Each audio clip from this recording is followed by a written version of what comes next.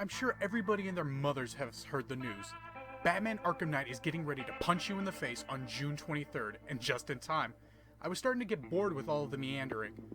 I've been waiting for a game that is up to par with the current gen consoles, and aside from a few strong cases, the PlayStation 4 pickings have been slim. Now, instead of super fangirling about the Arkham Knight, and not actually going any further than that, I saw an interview where Rocksteady confirmed the Arkham Knight as a quote-unquote new character. However, something started to feel really fishy. Baddie? You get it.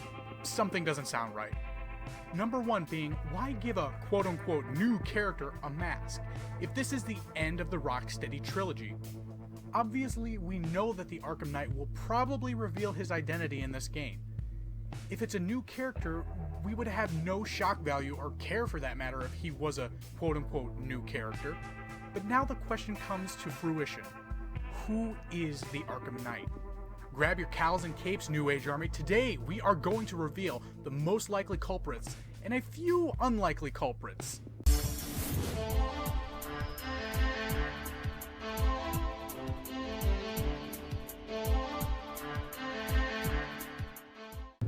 First, let's address the big purple elephant with white face paint in the room. Yes, some believe it is Joker, the clown prince of crime. As I speak, there is probably someone watching this, thinking we are stupid because the Joker, spoiler alert, died in Arkham City. He also could not be any more dead. So why do people think it's the Joker? Well, he has been the main antagonist of all three games, even going so far as to fake his own death in City. Also, if you look at the comics, they kill the Joker off and bring him back to life so many times, it's hard to keep track.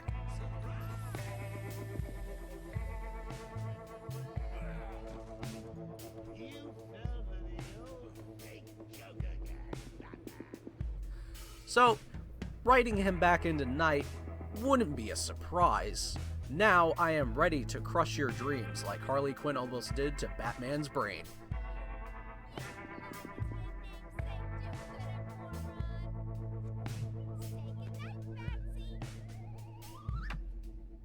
I honestly think that it would be sloppy writing on Rocksteady's part.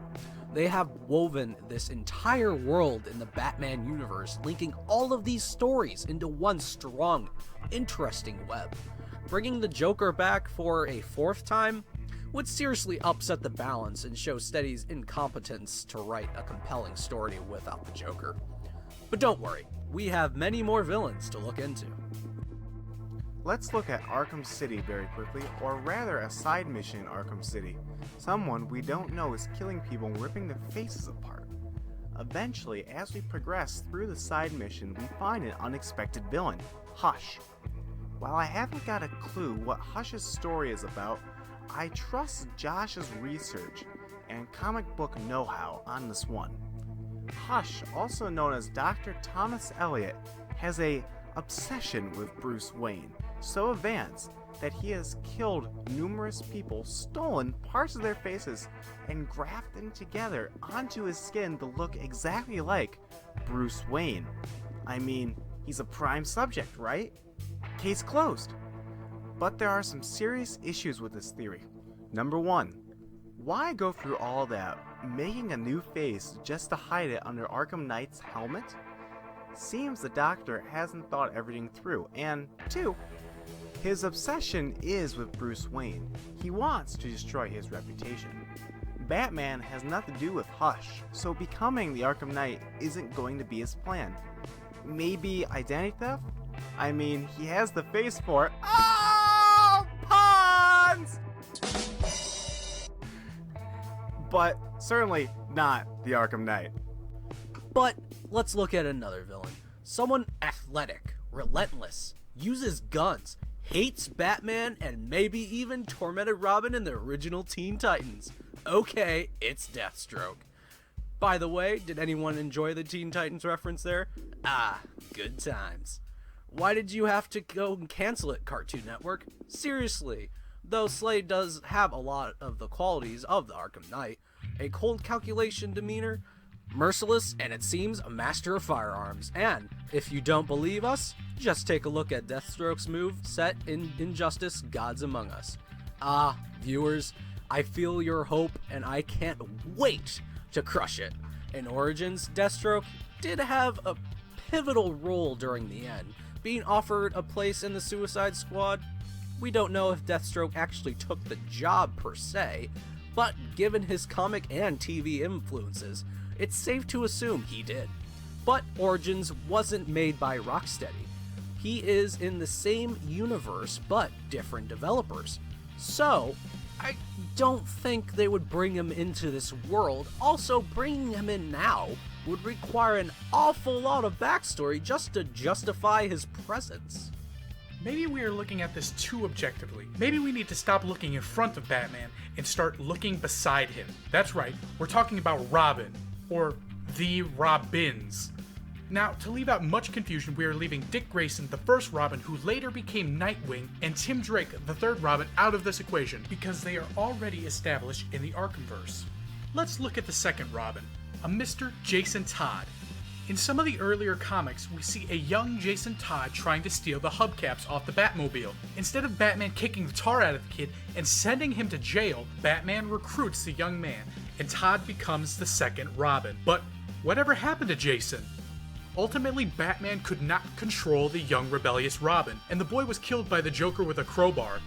Pretty gruesome stuff, and this is where our story should end, right? Wrong. In the research, I found something very interesting. A superhero called Superboy Prime. In a few of his comics, he is stuck in the Paradise Dimension. Trying to break free, he starts punching, causing reality to shift. This wouldn't pertain to our story much, except one of these shifts brings Jason Todd back. Oh, you DC writers, you. However, he is brought back, but he is still classified as dead, basically a ghost, a shadow. And he does have motivation. He wants to end Batman, because after Jason Todd's death, at the hands of the Joker, Batman seeks revenge. He beats the Joker to a bloody pulp, but can't kill him. Jason Todd, after being resurrected, finds out and realizes just how weak Batman really is. Jason also realizes something else. Evil cannot be contained, only destroyed. He dons the Red Hood persona and starts to deliver his own brand of justice, a bullet between the eyes of every criminal he can find. And Todd seems like the most likely culprit. Until we save the best for last, the fourth Robin, or Damian Wayne. Bruce Wayne and Talia al Ghul's son. And yes, Talia al Ghul is the daughter of Ra's. You know, the leader of the League of Assassins that wants to burn Gotham to the ground? At first I didn't think this is a story arc that would work, but after reading some of the comics of Damian Wayne, he was trained by the League of Assassins, and Bruce Wayne later in his life. He resents Bruce Wayne for being weak, much like Jason did, and Damian actually ends up donning the Batsuit and ends up shooting, injuring, and even killing criminals. He resents his father for abandoning him, and being brainwashed by the League of Assassins could be coerced into being the Arkham Knight.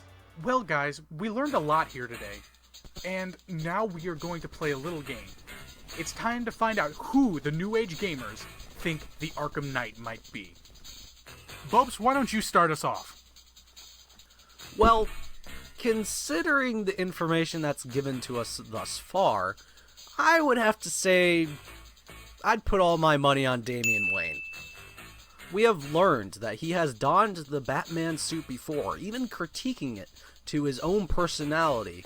So, not just only the suit, but everything else just sort of falls into place for me.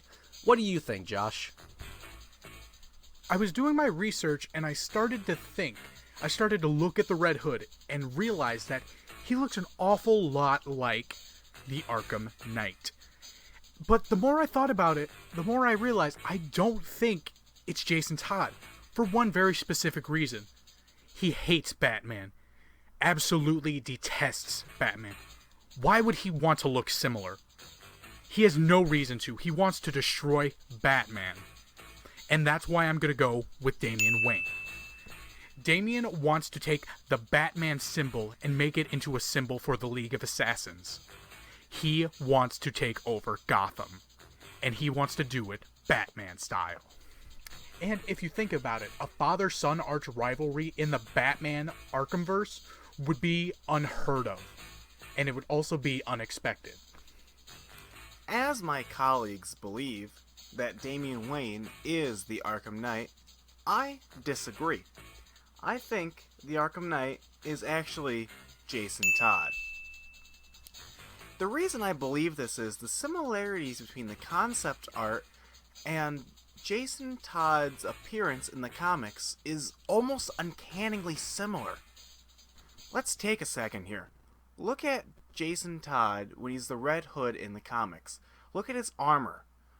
It has the big red bat symbol on it. Also, the helmet is similar to that of the Arkham Knight. His body build is also very similar. With that, I believe that Jason Todd is actually the Arkham Knight. In the end, these are just our opinions based on the research we have found. What do you think? Post a comment and tell us who you think the Arkham Knight is. We'll see you next time. Did you enjoy our video on the Arkham Knight? Subscribe for more, drop a like, and don't forget to visit us on social media.